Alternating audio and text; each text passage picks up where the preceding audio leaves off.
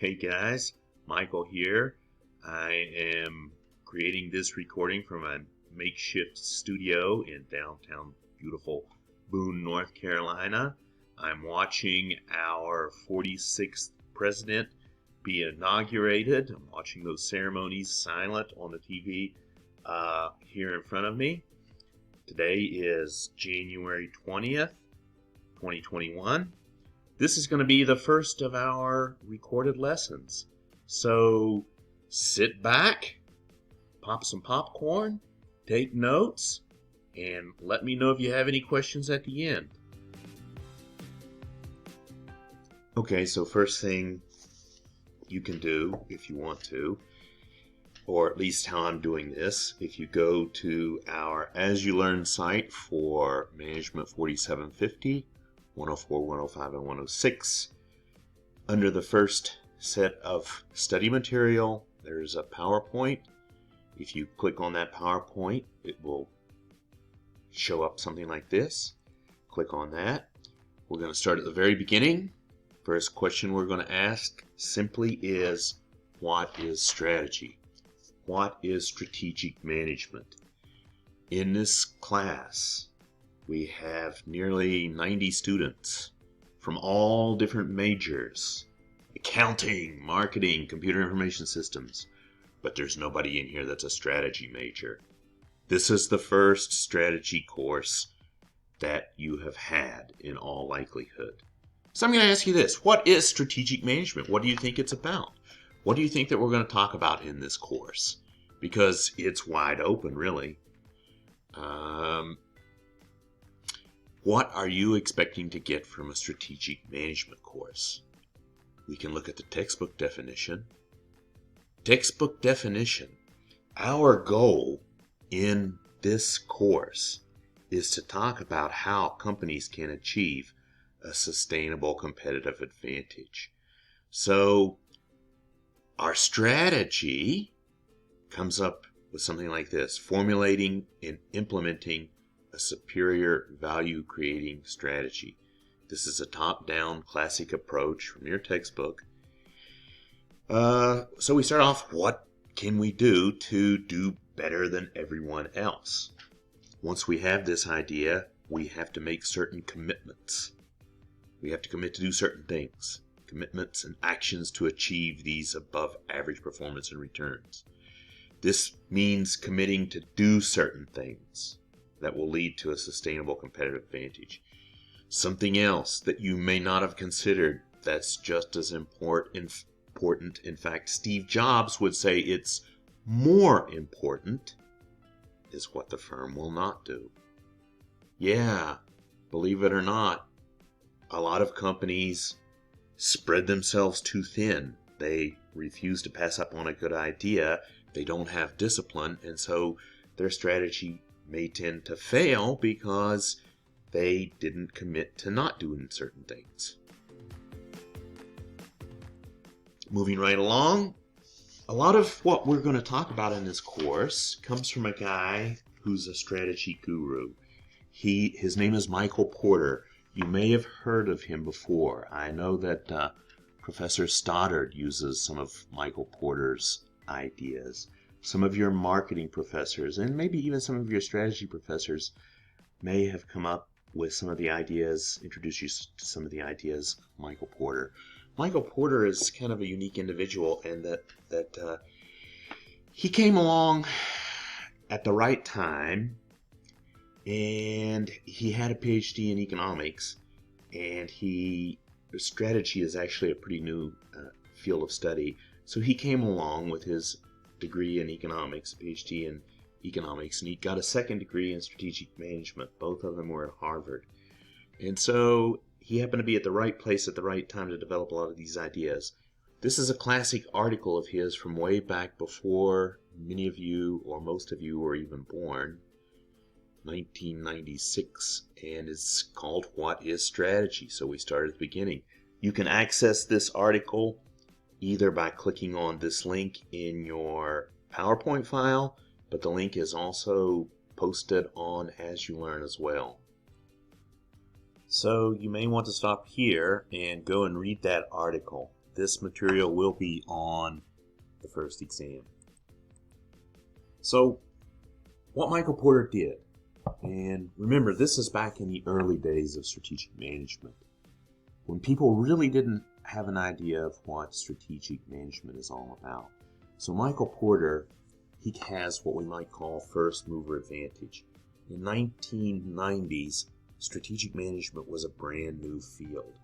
The first strategic management course really didn't show up until probably almost the 70s.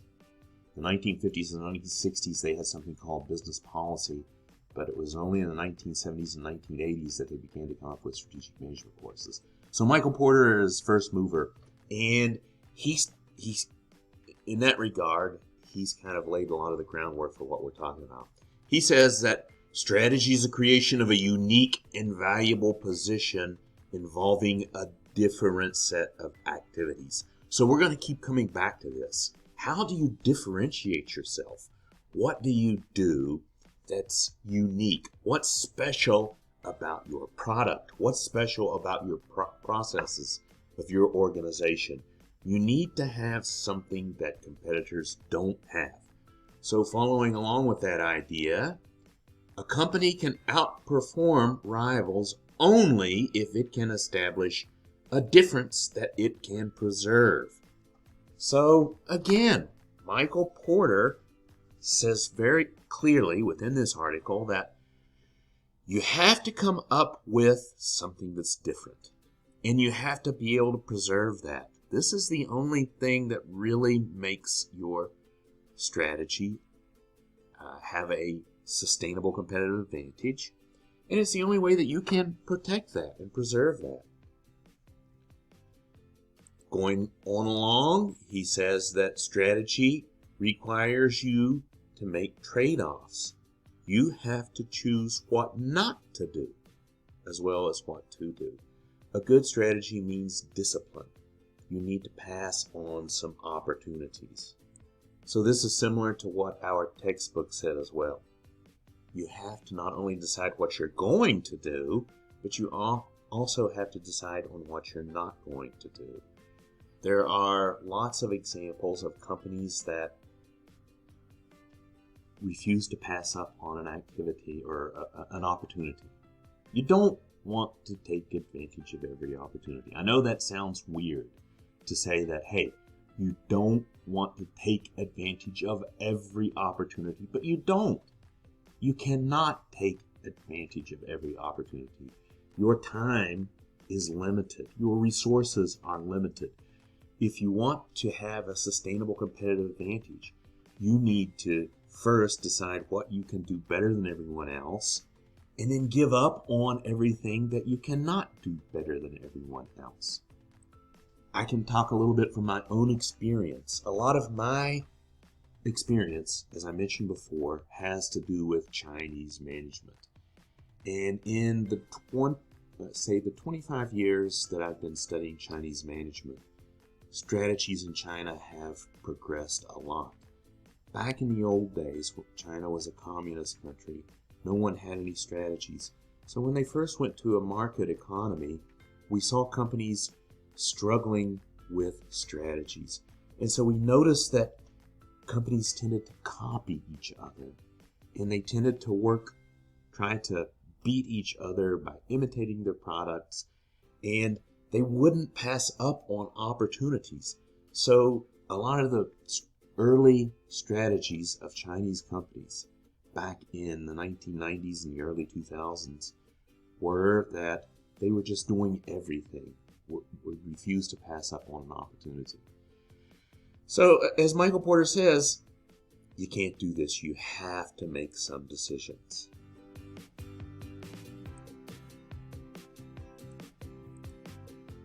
So if you click on this link, here's a video talking about making trade-offs and about Steve Jobs.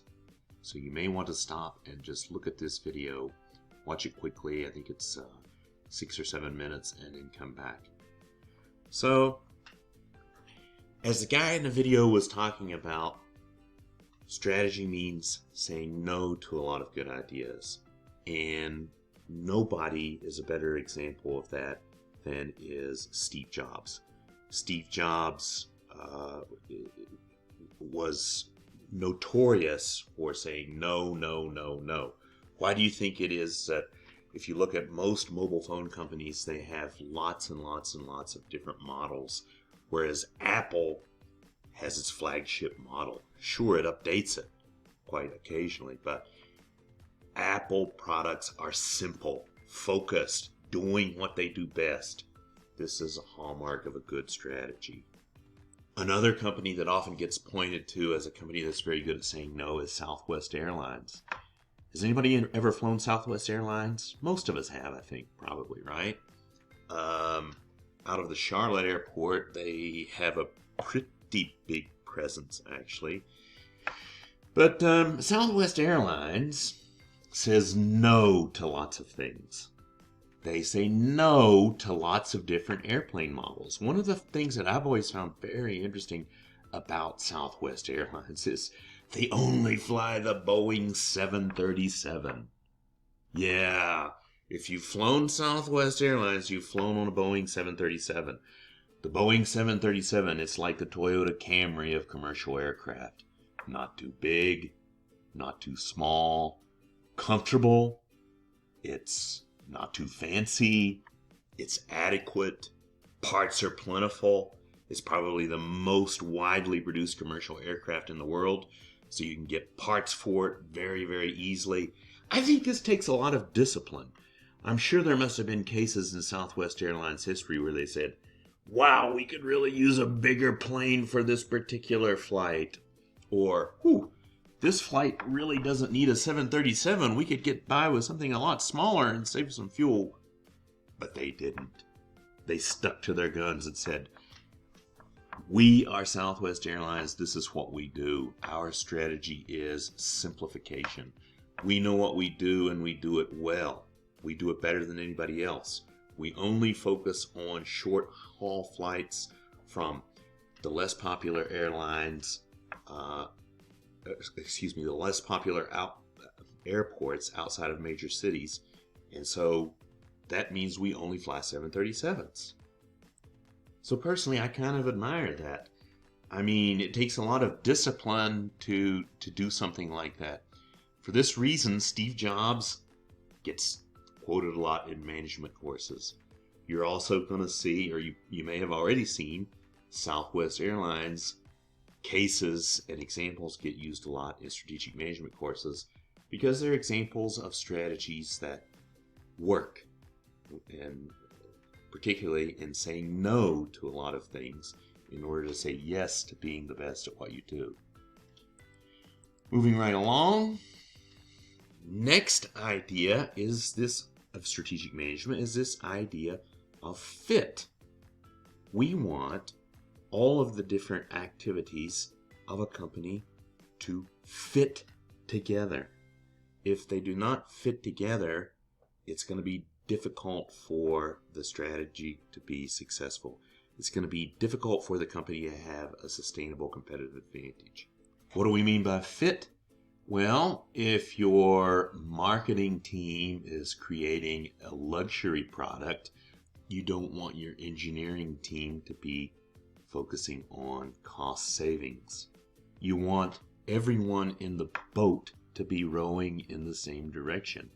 Lots of organizations, particularly larger organizations, need to make sure that their activities are coordinated to a coherent, cohesive strategy, all moving in the same direction. So taking an idea a little bit further, we can say that strategy rests on unique activities that are coordinated and work together. You can't really separate the different activities of an organization. All of the different activities are part of the value chain and part of an organization's core competence, and you need to make sure that they are coordinated and work together towards this strategic position. Okay, this next idea is one that you might find a little bit controversial. Operational effectiveness is not a strategy. What do we mean by that? What's operational effectiveness? Operational effectiveness means doing things effectively, right? Operating effectively, operating efficiently, running a tight ship. Is that a strategy? No, not really. It's important. It's important to run a tight ship. It's important to make sure that the parts come in on time, that the product goes out on time, that you meet payroll. All of this stuff is part of operational effectiveness, but it is not a strategy. We might say that's a necessary, but it's not a sufficient condition for a sustainable competitive advantage. It's kind of expected. It's something that we have to do, but just running your company well is not a strategy. You cannot run your company better than everybody else. You need to have a strategy. Part of the reason is that there's something that you've probably heard of called best practices about how to run an organization effectively. It might be a new software, it might be a new computer program, it might be a new system, but typically once these ideas get out, they quickly dissipate across industries. And so that the first company that adopts a good practice might have a temporary competitive advantage, but then soon, if other companies also adopt that practice, then the advantage disappears. So it's hard to maintain a sustainable competitive advantage simply on operational effectiveness. All right. Here's another one. Have you ever met someone that says, my strategy is I'm just going to work harder than everyone else? Yeah, I think all of us have met that person. Or maybe at one point or another we've decided ourselves, you know what I'm going to do? I'm just going to work harder than everyone else. Well, can we say that's admirable? I guess in a way that's admirable, but it's not really a strategy. That's not really unique. Everyone has probably had that idea at one time or another. And likewise with companies. Companies can, of course, say they're going to work hard. And no one is saying that you shouldn't work hard. Hard work is a good thing. That's true. No one's saying you shouldn't work hard. But it's difficult to consistently beat out the competition by working harder than everyone else, again, consistently. There have been examples of companies that have imploded because they just simply overworked the organization to the point that everything just collapsed. Likewise, I mean, for an individual, while hard work is to be commended, to say that you're consistently going to work harder than everyone else is a recipe for a nervous breakdown before you turn 30, or a heart attack before you turn 40. Not a good idea.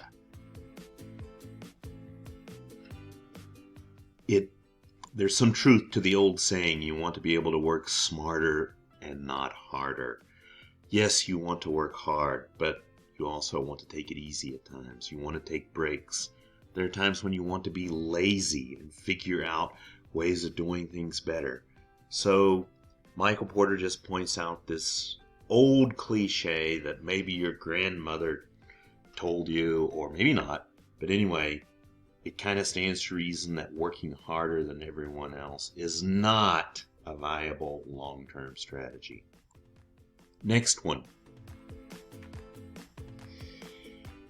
What's the point of all of this? Well, it means that in order to have an effective strategy, you need to take a position.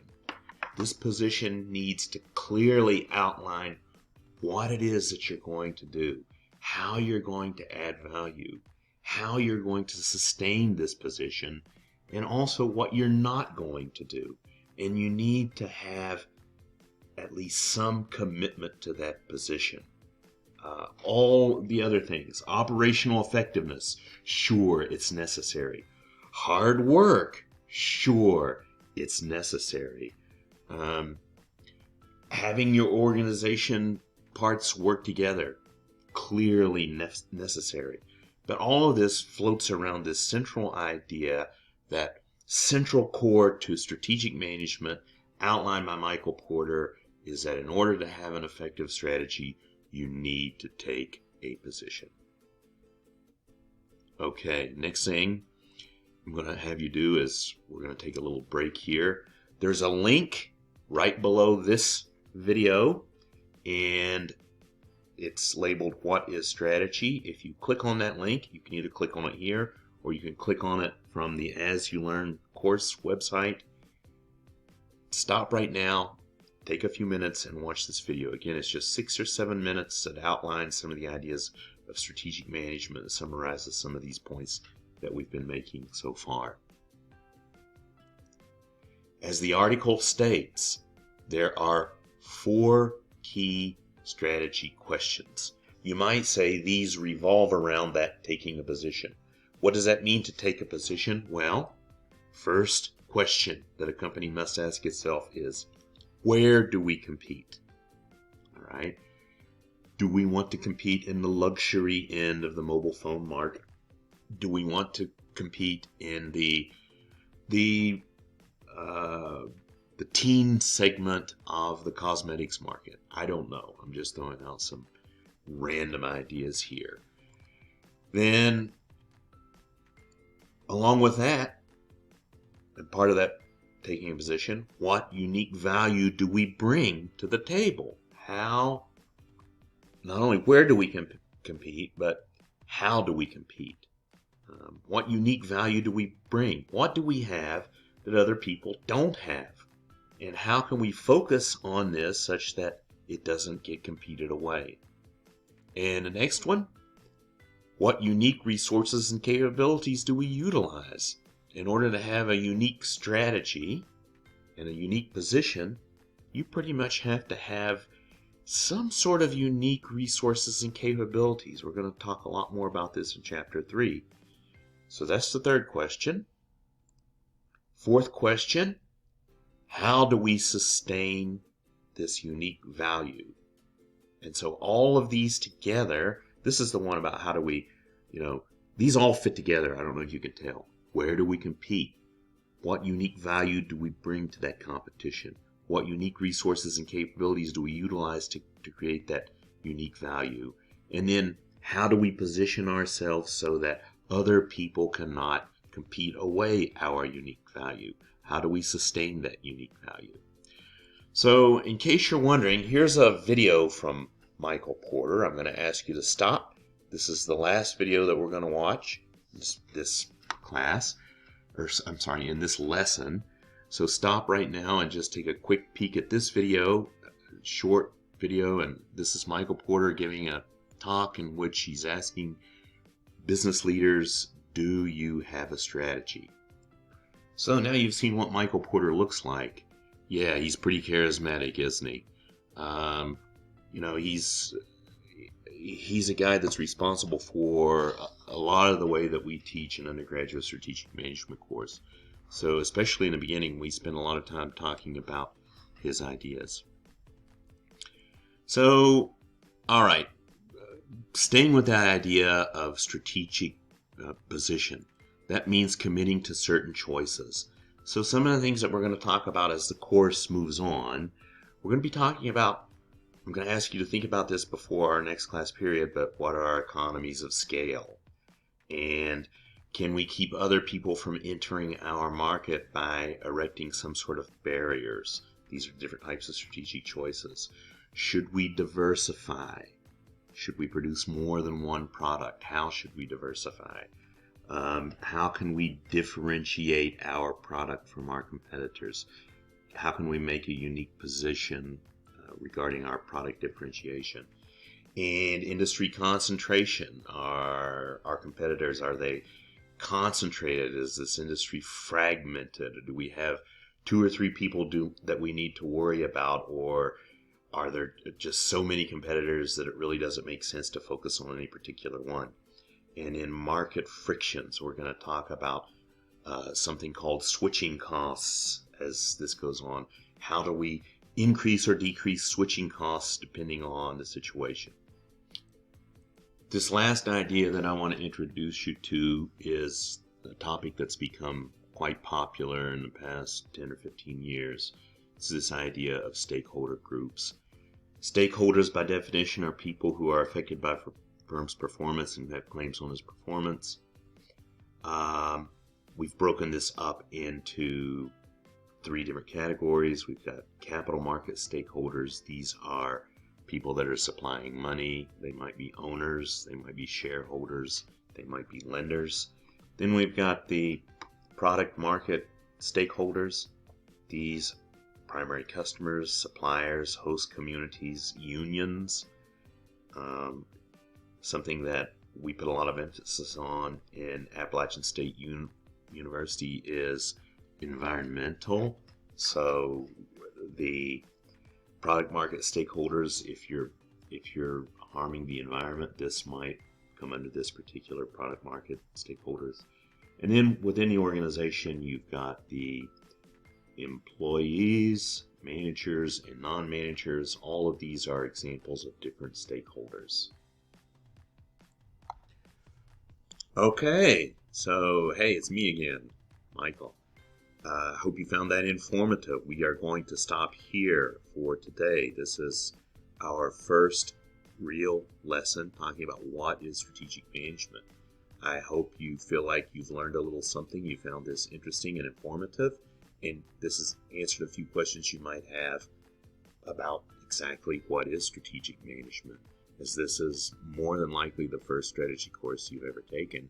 Now you have an idea of the very basics. So please look over the rest of that information in that first topic, the rest of those slides, read the rest of that chapter 1. Pay particular attention to the IO, or Industrial Organization View, and the RBV, or the Resource-Based View. And let me know if you have any questions. Send me an email. Set up an appointment we can talk on Zoom. See you next time. Bye-bye.